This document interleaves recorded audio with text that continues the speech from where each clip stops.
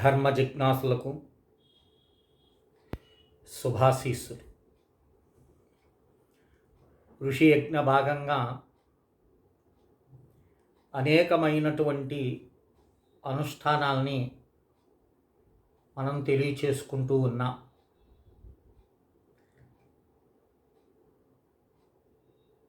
మనుష్యుని యొక్క సుఖ దుఃఖాలకు కారణం మన కర్మ అనేది ప్రతి ఒక్క వ్యక్తి కూడా ప్రత్యక్షంగా గ్రహించినటువంటి విషయం. ఆస్తికులైన నాస్తికులైన కర్మను ఎవరూ కొట్టిపారేది. మనం చేసిన కర్మకు ఫలితం అనుభవించే తీరాలి. ఇది సృష్టి ధర్మం. కనుక అలాంటి ఉత్కృష్టమైనటువంటి కర్మలు ఏవైతే మనకు శాస్త్ర సమ్మతమైనటువంటి వివరించుకుంటూ ముందుకు సాగుతూ ఉన్నాం. ఏ ఒక్కరి యొక్క అనుష్ఠానం ఈ చెప్పినటువంటి యూట్యూబ్ మాధ్యంగా మీరు గ్రహించి కనీసం ఏ ఒక్కరు అనుష్ఠానం చేసినా వారి జన్మ ధన్యం.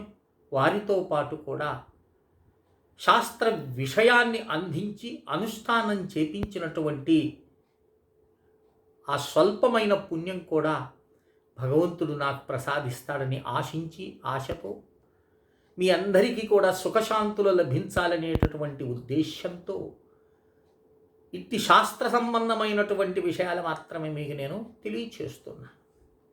ఏదో సోషల్ మీడియాలో వచ్చేసి ఇష్టానుసారంగా ఏదేదో అనుష్ఠానాలు చెప్తూ ఉన్నారు మహాత్ములు, మంచిదే. కానీ దానికి శాస్త్ర ప్రమాణం కూడా తోడైందంటే అది ఉత్కృష్టమైన ఫలితాలు మనకు ఇస్తుంది. ఈ శ్రావణ మాసము ఉత్కృష్టమైనటువంటి మాసమని, ఈ మాసంలో చేసేటటువంటి అనుష్ఠానాలు అమోఘమని మనకు శాస్త్రాలు తెలియచేస్తున్నాయి. ఇందులో ఈరోజు నేను చెప్పబోయేటటువంటిది ఒక అద్భుతమైనటువంటి ముహూర్తం. ఇది 26వ తారీఖు ఆగస్టు 26వ తారీఖు 2026. ఇది శ్రవణ నక్షత్రంతో కూడుకొచ్చినటువంటి బుధవారం. శ్రవణ నక్షత్రం అంటేనే స్వామివారికి ఎంతో ప్రీతిపాత్రమైనటువంటి, ఇది నేను చెప్పేది కాదు, స్వయంగా శ్రీకృష్ణ పరమాత్మ యుధిష్ఠిరులకు తెలిపినటువంటి విషయం. దీనికి ప్రామాణిక శ్లోకం చెప్తాను, రాసుకోండి. ఈ విషయాన్ని మహాభారతము అశ్వమేధ పర్వము 92వ అధ్యాయము ద్వాదశీ వ్రత మాహాత్మ్యములో ఈ శ్లోకం కనిపిస్తుంది మనకు. దీన్ని ఆధారంగా చేసుకొని మీకు ఈరోజు నేను అనుష్ఠానం తెలియచేస్తున్నా. ఇక్కడ 2 అంశాలు మీకు నేను తెలియచేస్తాను. కనీసం రెండిట్లో ఏ ఒక్కటైనా మీరు చేసినారా మీ జన్మ ధన్యం అవుతుంది. ఒకటి 20 రేపు వచ్చేటటువంటిది, అంటే ఇప్పుడు సోమవారం. ఈ సోమవారము 24వ తారీఖు. బాగా అర్థం చేసుకోండి. 24వ తారీఖు ఆ రోజు ఏం చెప్తున్నా అంటే చెప్తున్నాడు, ద్వాదశ్యాం శ్రావణే మాసే శ్రీధరాఖ్యాముపోష్యమాం పూజయేత్ యః సమాప్నోతి పంచయజ్ఞ ఫలం నుప. యుధిష్ఠిరుడికి చెప్తున్నాడు, ధర్మరాజుకు చెప్తున్నాడు కృష్ణ పరమాత్మ. హే రాజన్, శ్రావణ మాసములో వచ్చేటటువంటి శుక్లపక్ష ద్వాదశి నాడు లేదా కృష్ణపక్ష ద్వాదశి నాడు, 2 ద్వాదశుల్లో కూడా, కనుక రేపు వచ్చేటటువంటి ద్వాదశి 24వ తారీఖు వచ్చేటటువంటి ద్వాదశి నాడు ఎవడు ఉపవాసం ఉండి, ఏమండి మేము ఏకాదశి ఉపవాసం చేసేవాళ్ళు ఉంటారు కదండి, అది వేరు ఇది వేరు, బాగా గ్రహించండి. అది చేయలేని పక్షంలో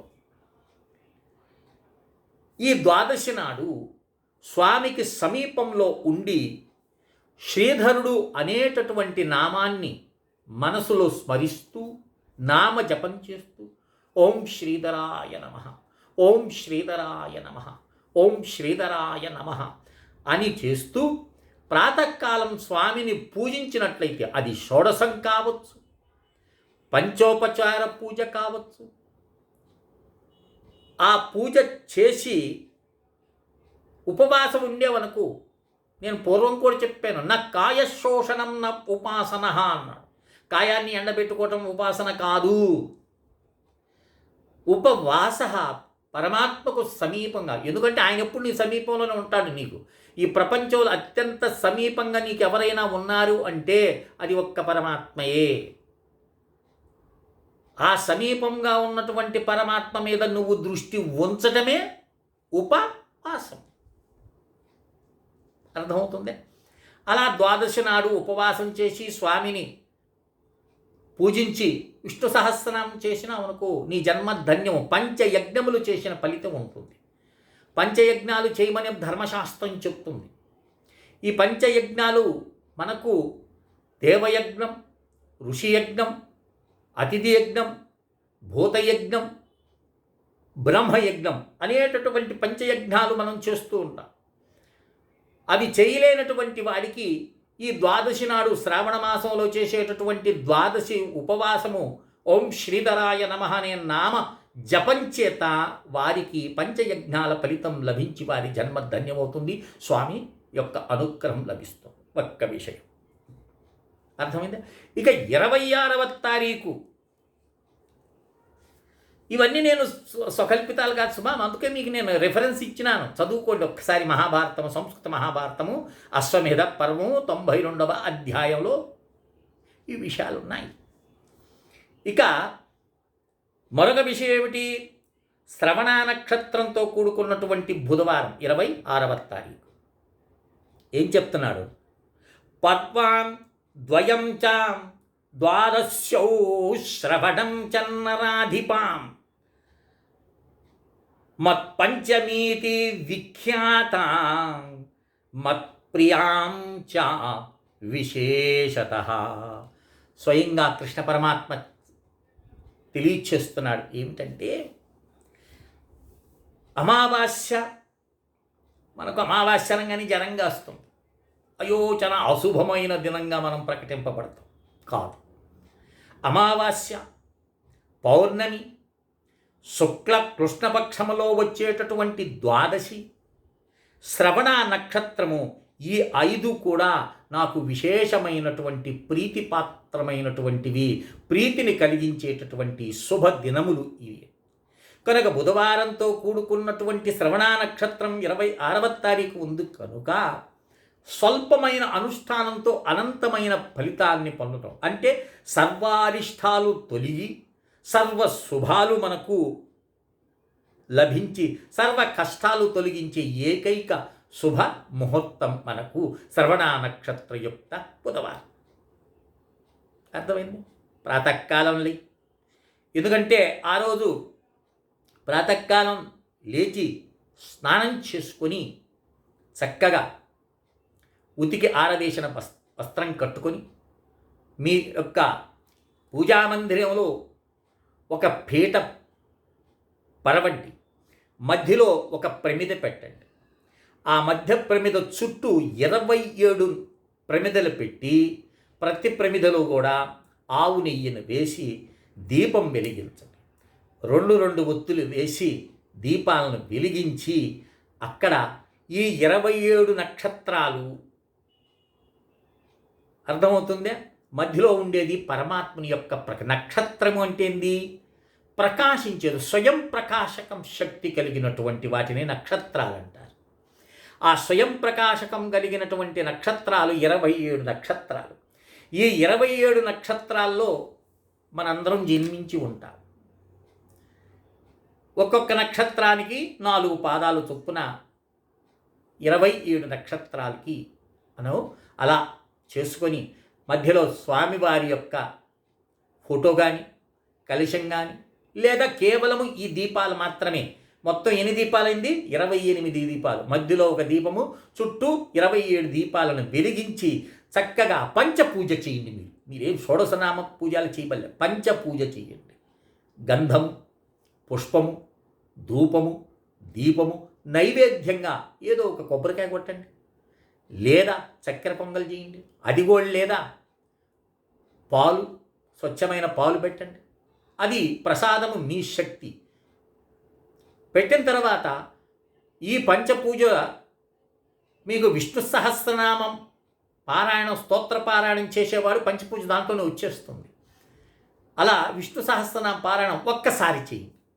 అయ్యో మాకు చదువు లేదండి, మేము చదవలేము అన్నటువంటి వారు మనసులో ఓం నమో భగవతే వాసుదేవాయ, ఓం నమో భగవతే వాసుదేవాయ అనేటటువంటి నామం, ఇక్కడ నేను మంత్రం చెప్తాను, ఇది నామం అన్నమాట. మంత్రం అనేటప్పటికీ కరన్యాస, అంగన్యాసాలు, ధ్యాన శ్లోకాలు వస్తాయి, అవి వేరే విషయం. ఇక్కడ కేవలం నామాన్ని మాత్రమే మీకు 108 సార్లు ఈ నామాన్ని మీరు జపం చేయండి. లేదా ఇది కూడా చాలా పెద్ద మంత్రం నుండి నోరు తిరుగుతూ లేదు అన్నటువంటి వారికి ఓం శ్రీధరాయ నమః, ఓం శ్రీధరాయ నమః, అది కూడా లేదు ఓం నారాయణ, ఓం నమో నారాయణ, ఇలా 108 సార్లు జపం చేసి విష్ణు సహస్రనామార్చనం చేసినాం అనుకోండి, ఎంతో చేసి చూడండి. ఎందుకంటే చెప్పేదానికన్నా ఆ చేస్తే ఆ అనుభూతి, ఆ ఆనందము ఎంత ఉంటుందంటే ప్రకాశంగా ఆ నేతి దీపాలు వెలుగుతూ ఉంటే 27 నక్షత్రాల మధ్య స్వామి ప్రకాశిస్తున్నట్టు భావించి, భావమే గొప్ప పూజండి. నువ్వు ఏం పెట్టావది కాదు ప్రధానం, నీ భావన, నీ భావం ఉత్కృష్టమైన భావంతో స్వామి చరణాలను చూస్తూ, స్వామి ఎదురుగా ఆయన పాదాలను నేను దర్శిస్తున్నాను, ఆ దివ్యమంగళ స్వరూపాన్ని ఆనందిస్తున్నాననే భావంతో స్వయంగా స్వామి అక్కడ కూర్చున్నటువంటి విధంగా భావించండి, ఆరాధించండి. ఎంతటి ఆనందం లభిస్తుందో మీకే అర్థమవుతుంది.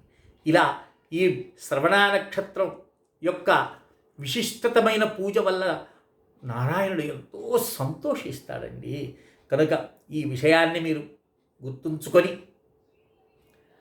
చెప్పిన వీడియోను మరొకసారి గ్రహించి, విని, ఆనందించి అనుష్ఠానం చేసేదానికి ప్రయత్నం చెయ్యి.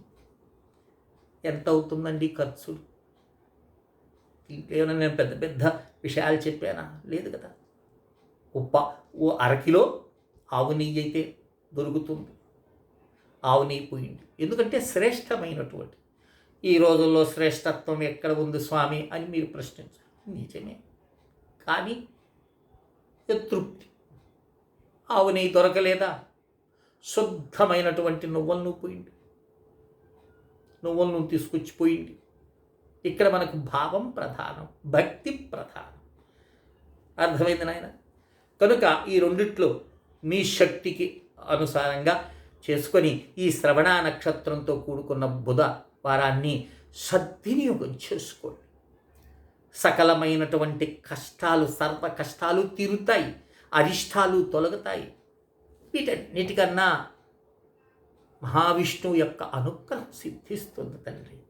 ఆ పరమేశ్వరుడు ఒక్కసారి నీ మీద దృష్టి పెట్టాడనుకోండి, దాని ముందు ఇవన్నీ కూడా ఈ భౌతిక ప్రపంచము, ఈ భౌతిక సుఖాలు అన్నీ తుచ్చతం అనిపిస్తాయి నాయన. కనుక భగవంతుణ్ణి భక్తితో ఆరాధించు. అర్థమవుతుందా? కనుక 24వ తారీఖును, 26వ తారీఖుని సద్వినియోగం చేసుకొని అందరూ కూడా సుఖశాంతులతో, నేను మీకు పూర్వమే చెప్పాను, శ్రావణ మాసము ఉత్కృష్టమైనటువంటి మాసమని, ఈ మాసంలో చేసే అనుష్ఠానం అనంతమైన ఫలితాలని ఇస్తుందని మీకు నేను పూర్వమే తెలియచేశాను. కనుక అందరూ ఆచరించి, మీకు ఇంకేదైనా సలహాలు, సందేహం ఉన్నట్లయితే నా నంబర్ మీకు అందరికీ తెలుసు, 9966690246కి మీరు నాతో సంభాషించవచ్చు. కనుక అందరూ కూడా ఈ శ్రవణ నక్షత్ర బుధవారం 26వ తారీఖుని సద్వినియోగం చేసుకుంటారని ఆశిస్తూ శ్రీ విద్యోపాసకులు శ్రీ మండే లక్ష్మీ నరసింహారావు లోకా సమస్తా సుఖినో భవంతు. ఓం తత్సత్. ఓం తత్సత్. ఓం తత్సత్.